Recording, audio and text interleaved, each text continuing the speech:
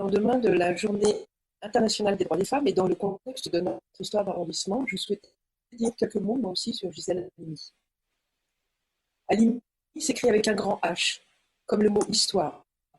dont elle disait que celle-ci était venue rapidement à sa rencontre. Une histoire avec un grand H qu'elle a continué d'écrire inlassablement avec la plume de son engagement en faveur de la lutte anticoloniale et de la cause des femmes,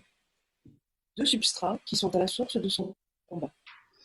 Elle visait sans relâche la liberté sous toutes ses formes,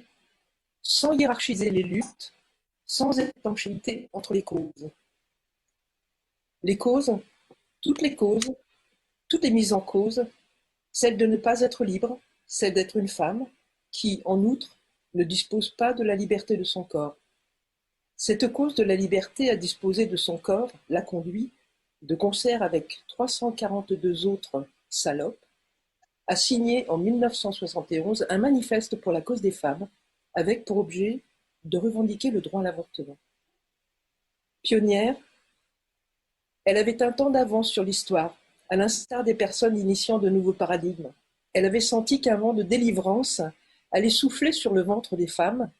et c'en est fait l'une de ses bâtisseuses. Toute sa vie, avec pour toute arme le droit, elle aura fait railler contre tout ce qu'elle considérait comme injustice, et toujours pour des causes qui la dépassaient elle-même, en gagnant peu à peu des morceaux de liberté qu'elle offrait aux autres femmes, sans jamais, pour autant, chercher à exclure les hommes qui constituent l'autre pôle naturel de l'humanité. Pour ces raisons, nous saluons bien évidemment l'idée de baptiser le centre social de l'Anglais-Senti de ton nom et souhaitons aujourd'hui que le Panthéon devienne ta maison de repos auquel tu n'as jamais aspiré, Madame Halimi, et notre humanité te dit « Entre ici, Gisèle Halimi, l'insoumise, nous écrirons désormais les mots « courage », lutte pour l'égalité et lutte pour la justice avec un grand H. »